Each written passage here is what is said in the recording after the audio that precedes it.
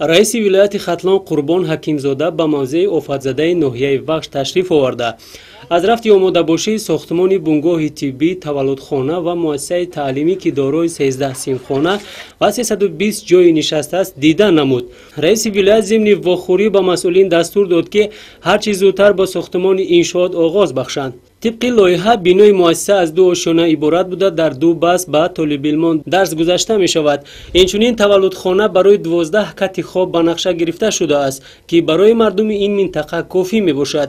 طبق اطلاع رهبرت ناحیه روزهای نزدیک مسئولین به کار ساختمان آغاز می بخشند. در این برابر رئیس ولایت از رفت ساختمان خانه هایی که از آفت طبیعی ضرر دیدند شناسایی به عمل آورده برای اصلاح کمبودی های جای داشته و برای با صفت و سریع وقت انجام دادن ساختمان مذکور مصلحت مفید دادند. همچنین خانه به خانه رهسپار گشته صفت کار ساختمانچی را بازبینی کرد و به صاحبان خانه ها و مسئولین جهت تامین نمودن شرایط های مادی تبادل نظر نمود.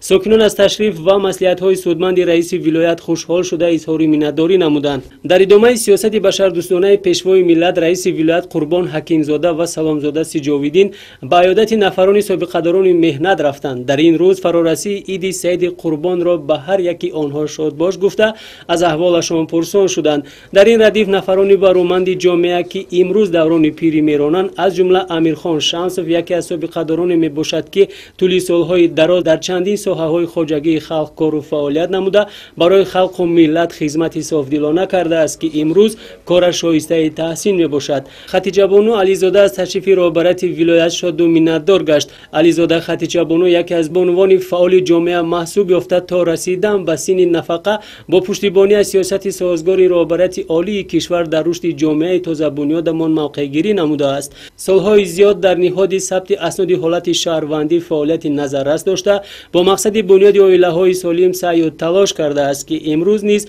در مورد بالا برداشتن فرهنگ عائله‌داری جامعه تلاش می‌ورزد. همین طریق دیداربینی و ملاقات رئیس ولایت با سابق سرخطیب ولایت ختلان سعید جان محمودزاده جریان گرفته ضمن صحبت از تربیت معنوی و بالاروی سطح معرفت‌ناکی و جوانبینی نسل نورس و جوان توجه کرده اظهار فرحمندی نمودند که 30 سالگی استقلالیت دولتی جمهوری محبوبمان با دستاویزهای مهنتی در فضای تنج و آرام کشور ارزنده و خاطرمان استقبال گرفته می شود. شادی و خرسندی مامای افضلبی که یکی از پیرانسالترین سابقه‌دار مهنت می باشد حد و کنار نداشت. این پیر خیرت که تجربه زندگیش سراپا اندرز و حکمت است با شکرگزاری از فرارسی عید قربان در حق رهبرت دولت و ملت دعای خیر نمود. همین طریق نفرانی در زندگی تجربه دار که امروز دوران پیری میرانند از تشریف و عیادت رئیس ولایت شاد گردیدند.